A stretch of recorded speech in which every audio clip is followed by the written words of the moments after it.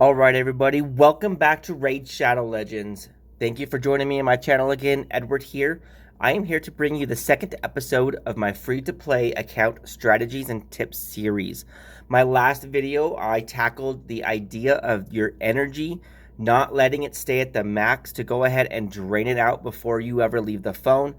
When and how to use your refills, because you get a couple refills every day just by doing stuff in the account. I also tackled the idea of your daily quest and your free-to-play playtime rewards. So that was the last video. There'll be a link up above on the top of the screen here in the corner, so you can go check it out if you'd like to, and recap on that. But today, in my second video on the series here, I want to tackle and talk about the ideas of tournaments and events, as well as campaign farming, and I'm going to roll up the that experience boost that you get up inside there as well today. So before we, excuse me guys, so let's get going here and talk about some of these things. The events right now. Currently right now we have a champion training event for a 30,000 point cap and max on it, with some decent rewards here, especially for a free-to-play account. These rewards are going to be actually very beneficial here. I know Chevalier in particular, I have personal experience with him. On my old account, he is an amazing little rare. Let's go check out his kit real quick so you can see what I'm talking about. He's a Banner Lords. He's a rare, but he is a void, unfortunately. Alright, his first skill here. Attacks one enemy 2 times. Has a 20% chance of repeating the attack. They've dropped that down. It used to be a 30% chance. And it will ignore block damage and shield. And his damage is based off of defense. So that's a 2-hit for A1 with a chance to repeat it. I've seen this guy run off about 8 to 10 attacks or hits at one time from his A1. That thing is pretty nice. He's got a stun. That stun hits hard when it's going up there, when it's built up on defense. It has pretty good multipliers. It's a 75% chance.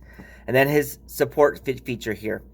Increased defense and continuous heal. It's a smaller one of each one, but it's for across the entire team for 2 turns. His kit overall is pretty darn good, especially for a rare. He is very beneficial and he can help you guys out. So that is one of the things I personally am liking about the champion training event, because when it comes down to it, unfortunately, the way Plarium does their points and their events, it's really actually hard for any free-to-play account to max it out. That legendary tome would be awesome for me, awesome for any free-to-play account, but it's Plarium likes to cater to the pay-to-play, the pay-to-win. I understand that, I get it. So it's hard to max out your events, but free-to-play, we can still get some free rewards. It's beneficial to do some of these events. But what I personally do is I pick and choose which event I'm going to go after. I'm not going to go after every single thing they throw at me. I'm not going to be, ooh, shiny. I'm not going to be the squirrel to go chase it down. No, see here. Champion training, I've already done some of it. You see I've got some summoning rewards as well. Not many, if you can tell right there. I also do not have a large shard pool to choose from. When I started training my champions yesterday, I was at about 105, 110 green shards. So I'm not really going after this Summoner's Rush event here. This one is just a byproduct of the fact that I want to train some of my champions up. I mean, there's lots of energy mixed in here, which is very beneficial for my account. I already have Apothecary. These artifacts that will come from here are be very helpful and very beneficial, and another legendary tome, which is absolute gold for a free-to-play account. I get it. I understand it. I do not foresee me being able to actually achieve it again. The champion training, I might be able to hit the cap. I doubt it, but I'm going to run through this as much as I can, primarily because I want another 6-star. I have some 6-stars, so I try to double tap and multi-purpose my events as best I can. I know I need another 6-star. I have Eva, I have Jawbreaker, I have Bulwark, and I have Kale. I don't want to do Whisper next. Actually, excuse me, I believe the next 6-star I want to do is actually, I want to do Miscreate a Monster here. I need to ascend him still. I also need to upgrade him to 6-star. I need to get him up to 60. He is a beast on my arena team. He is a beast in my dungeon teams as well. Don't have him in Clan Boss because he's not very good there, but he's a pretty much of a beast just about anywhere else. So I want to get him the 6-star. I want to get him maxed out. I want to get him rolling. You can see my masteries off him. I don't have him at DPS, but I want to get him down to this mastery right here. So his stuns have a higher % chance to to land on people as well. So that's where I'm going with that. I want another 6-star. So I need to build up my champion pool so that I can get another 6-star here. All right, see, I have 1, 2, 3 5-stars, and I believe I have a chicken. Let's see. I have 2 5-stars. Oh, looks like I can actually hit Miscreated Monster up to 6-star right now. Let's actually go and do this right here for you guys real quick. Let's do this on camera with you and make Miscreated Monster a 6-star for me. Boom. Let's knock this out, and here we go. He's now 6-star. Now I have a lot of ascending to do for him. That is awesome. Let's get things rolling with you guys as well. I still need more 6-star. You can never have enough 6-stars in your account, right? So with that, farming is absolutely a must for you guys. So farming here. With the farming to level up your champions so I can stack it with this event so I can double tap and double dip. The 6-star rewards for my champions is awesome because it helps build up all of my teams across my account. While I'm doing that, I get to earn points towards this event and get free loot and rewards. So you need to double dip these things. You need to maximize your energy that you use and get as much out of it as you possibly can. Like I mentioned in my last video, you want to utilize your energy as best you can. You want to utilize the production of your energy as best as you can. So draining it out, letting it refill as well. But while you have it, while you're using it, it's best to utilize it most efficiently so that you can get the most out of each individual energy. So my champion training, I've been working on it. You see I've got an experience boost here. I've got 50 minutes, 49 minutes and some change left of my experience boost. If my experience boost is not active, I do not farm. Because when you farm without an experience boost, you're losing out half your experience. So if that's the case, if you're doing that, then oh my word, you are literally throwing away twice as much energy as you absolutely need to, because it takes twice as much energy to level somebody up than it would without your experience boost. With the experience boost, it takes 3 runs to level up a level 1. It takes, 10 runs to level up a level 2? I don't know off the top of my head, but I'm pretty sure it takes roughly about 25, almost 30 runs to level up a level 3. And when you're running, and that's at stage 3, stage 12.3 there. If you're trying to do a 4-star, it's a crazy large amount. And if you're running it without an experience boost, you are just spinning your wheels, not getting anywhere in the game whatsoever. All right, here, so I'm going to do some 3-stars here and run this in the background right now. So you guys know, the experience boost, use your experience boost when you want to farm. Don't farm without your experience boost. So what that really means when it comes down to it, like I mentioned in the last video with your energy, do not collect your refills unless you are willing to actually use your energy up right here, right now, because you don't want your energy to stay at max, right? So don't collect your experience boost if it's from a source that gives you the option to collect it here or now. So with that, don't collect it, don't absorb it, don't apply it unless you're willing to actually start farming. So before this event started, I was sitting without no experience boost. My last video you saw, I had no experience boost on it. But as soon as the event started, I went and activated one that I had sitting in my inbox. Some experience boosts, they come as rewards into your inbox. So let's go back, and oh my word, wow, Ava just did that in 6 minutes. That is my personal best. That's awesome. Side note, excuse me guys. So in my inbox here, I got some of the downtime compensations, which is awesome. But look, I have the experience boost one there, an experience boost there as well. One's 97 days, one's 2 days. Caveat on that, don't ever let these things expire. If it's about to expire in 5 minutes and you're not ready to farm, so what? Collect that thing. Even if you're grinding dungeons, you're grinding mina, you're doing something, you get experience for it. You're going to get double experience for that thing, so you get some kind of benefit at it, which is still awesome. But do not collect it intentionally early before you're ready to actually use it, because if you're not ready to use it, you're just wasting the time on it because it's timed. I've still got 46 minutes left on my here. You don't want to collect it unless you're going to use it. And you don't want to farm unless you have that experience boost up, because you're just wasting your energy otherwise. I like to, like I said, double dip and multitask my energy as best as I possibly can. So the idea of leveling up my champions is what I want. So I want to train my champions. So we got the event going on. So I'm training my champions. I popped my experience boost. I'm running through 12-3. I've shifted my focus off the minnow, which I really need because that's going to help my clan boss. But look, we have the event going on right now. So you need to shift your focus on something that you also need, another priority for your account. So 6 stars for my account is a priority. Miscreated Monster at 6 is going to be an absolute improvement in so many spots in my teams. I have him in my Spider team. I have him in my Arena team. I have him in most of my Dungeon teams as well because his AoE shield is just killer.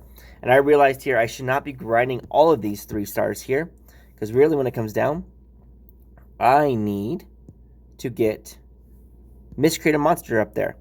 Because while we're doing this champion training event, you get points based on the star level that is leveled up. So the higher the star level, the more points you get.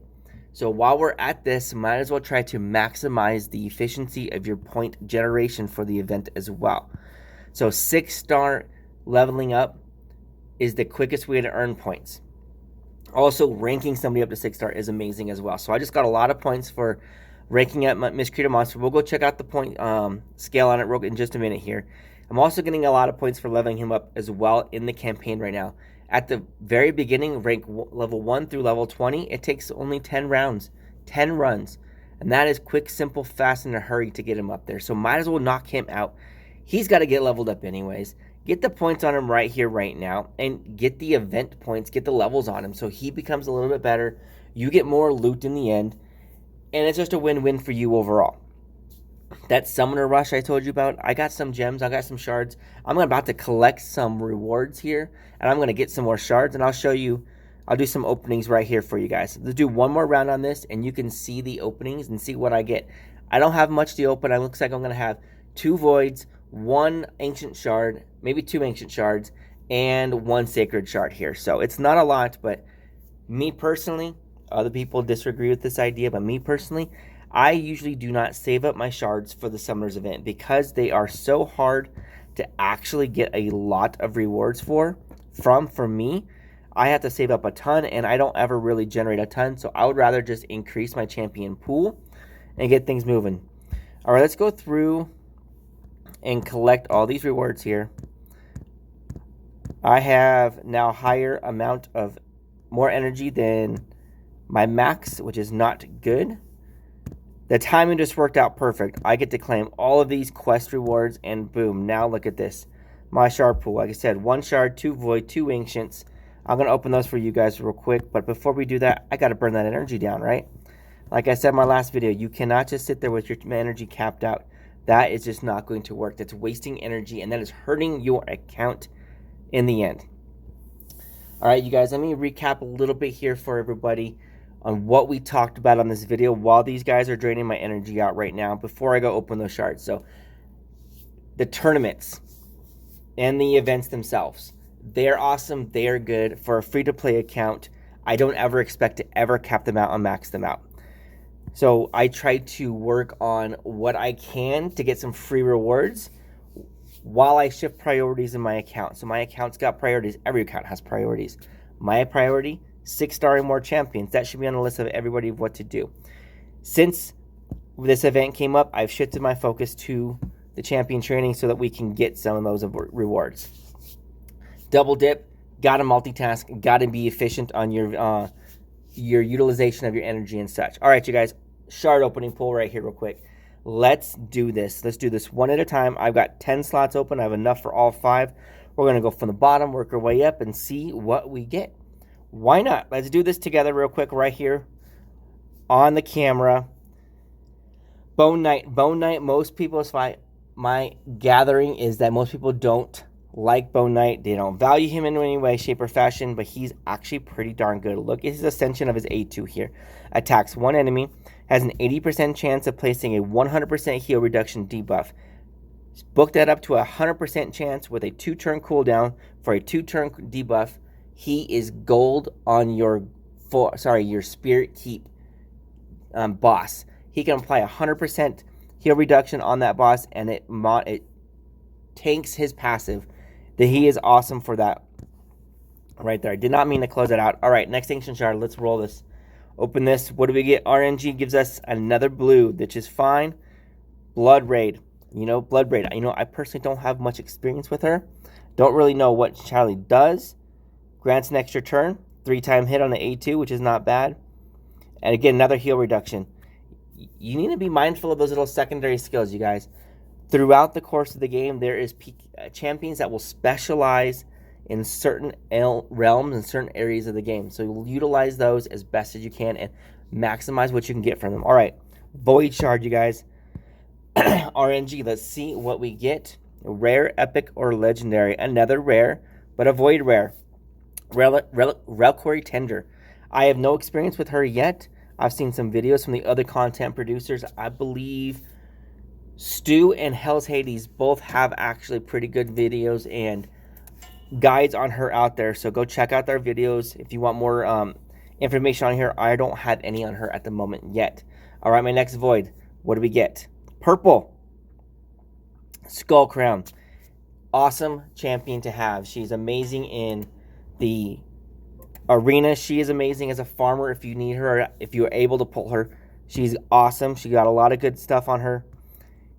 I would suggest I'm going to build her up eventually. She's got a lot of AoE going on for her. I already have a farmer. My Queen Eva is amazing on farming, but she is good in the arena with that unkillable passive. Boom, right there. It just stops it. It messes things up, and you're just straight. All right. Those are both my voids. One more. My 1 Sacred Shard on the 2x legendary champions. Let's see what I can get. Let's roll it. Drum roll, please. And it's another epic. Romeo, defense. I personally love defense-based champions. Tank-style champions, support-style champions. I will get into that concept with me and other team generation later on in other videos. But like I said, defense-based, Romeo is pretty good. A lot of people don't seem to use him very much. I do not like facing him in arena. He's got more abilities to his kit, more things going on with him than most people realize. He's an awesome champion. All right, everybody. This has been Edward. This is my second video in my series. I'm going to get my next video going for you guys. My next video is just to let you know, I'm going to be tackling the clan boss, how to put together a decent clan boss team, what things you need to look for in champions to put together and piece together a team from the free-to-play account when you don't really have a whole lot of champions to actually utilize. I'm also going to talk about what gear to put on those champions to try to maximize your team and your damage as best as you possibly can from your clan boss team itself. Let me collect these rewards so you can see what team I'm using right now, you guys. Because clan boss rewards are daily free rewards that you can get. I'm doing Brutal. That's my team right there that I've pieced together. We'll get into depth about that team later. We'll talk about it again in another video, and we'll talk about the gear I've got on them and why I use what I use. Everybody, take care. Have a good evening. Don't forget to click that subscribe button. Don't forget to click that bell button so you can get notified on my next video. Got to stay in touch. Got to stay tuned. We got to stick together and do this journey together, right? All right, everybody, take care.